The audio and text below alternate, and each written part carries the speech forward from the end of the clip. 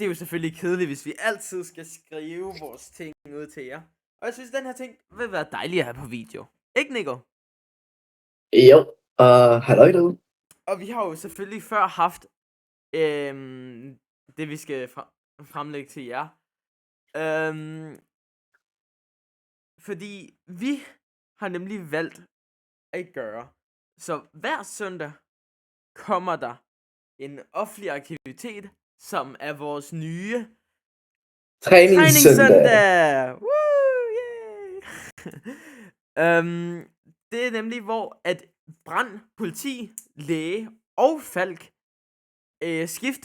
skiftesvis vælger den søndag, og så træner de.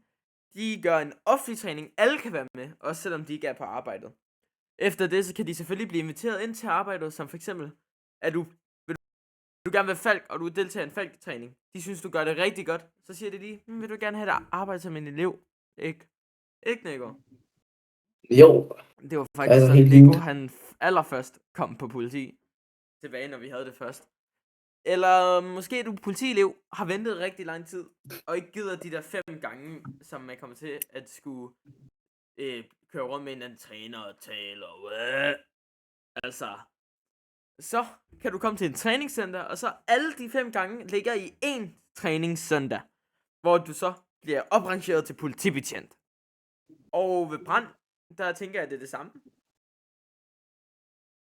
Jo, det er det godt. Næsten.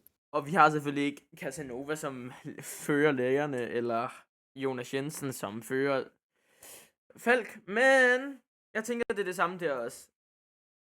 Konceptet, det er så simpelt, at vi kommer til at træne ved Politiskolen. Station 1 til brand. Station 2 til læge.